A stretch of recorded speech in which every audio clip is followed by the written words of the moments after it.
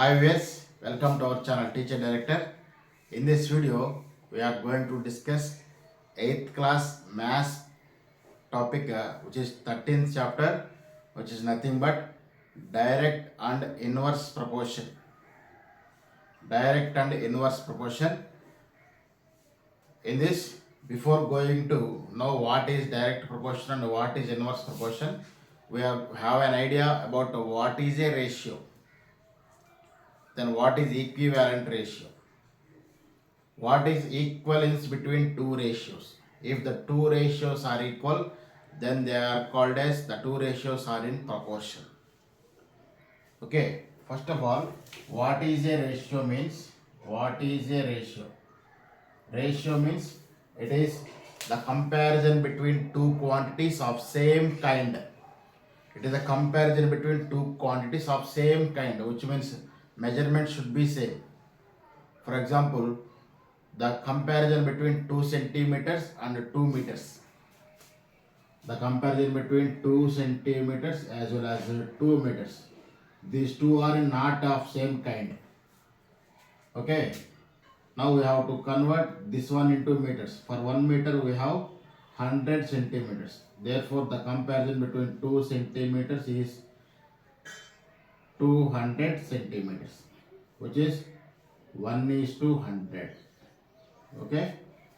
The comparison between two quantities of same kind is called as a ratio. After that, the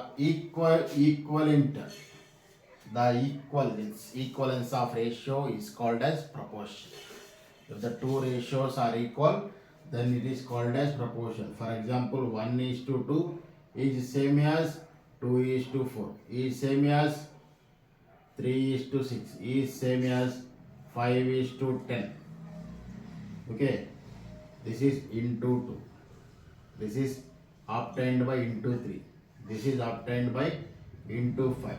These all are the ratios are equal. The equal ratios, when two ratios are equal, then they are called as proportions. Okay, the equivalence between ratios is called as proportion. If the two ratios are equal, then the two ratios are said to be in proportion. Now coming to our point, what is direct proportion?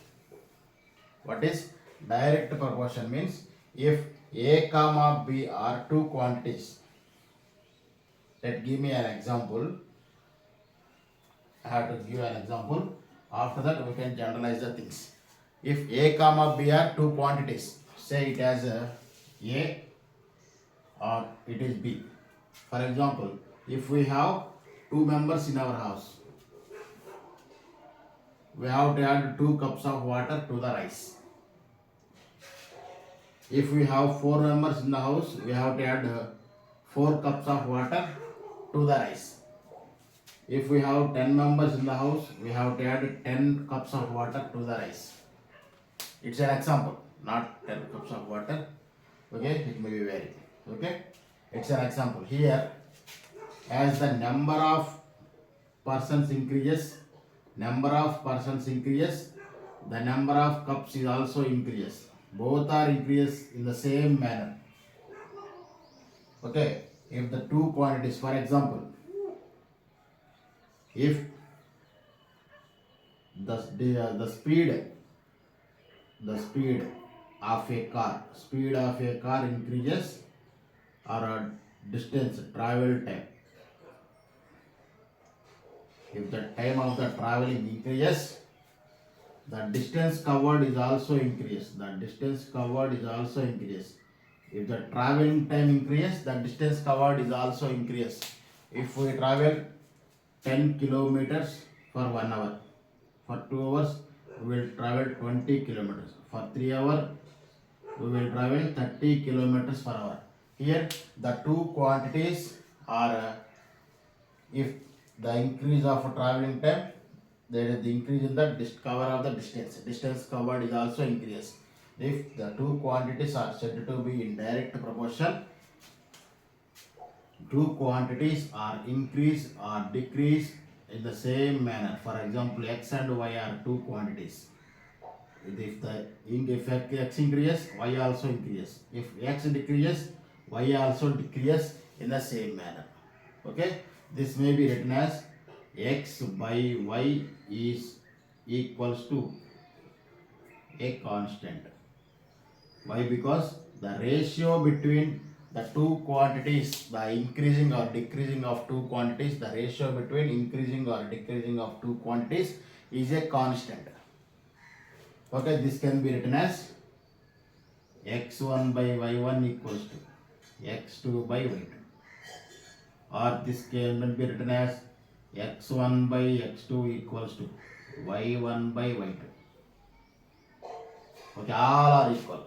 Okay, x by y equals to constant, x1 by y1 equals to x2 by y2. This is constant, this is also a constant. This is the ratio, this is also a ratio. The equivalence between two ratios is in direct proportion if the ratio between the two quantities is constant. Therefore, on cross multiplication we will get x1 by x2 equals to y1 by y2. This can be written as here x1, this is y1, and this is x2, and this is y2. Okay, this can be matched as okay x1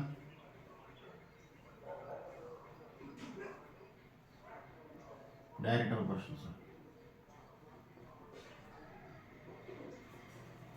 Okay, after this we can written as this is x1, x2 of the first kind, this is y1, y2 of the second event. This is x1 by this might be our cross multiplication, we will get x1 y2 equals to x2 y1. On cross multiplication we will get x1 y2 equals to x2 y1. Okay, x1 y2 equals to x2 y1. Therefore x1 y2 equals to x2 y1. This you have to remember. When coming to the direct proportion, we have to remember the multiplication mark. You have to remember the multiplication mark.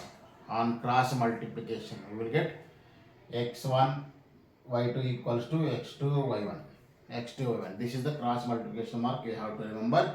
In this direct proportion, the ratio between two quantities is constant. ఈ cross symbol గుర్తుపెట్టుకోండి. Direct proportion మొత్తానికి ఒకే ఒక cross symbol గుర్తుపెట్టుకోండి. దీని మీద మనం problems చేద్దాం. ఓకేనా?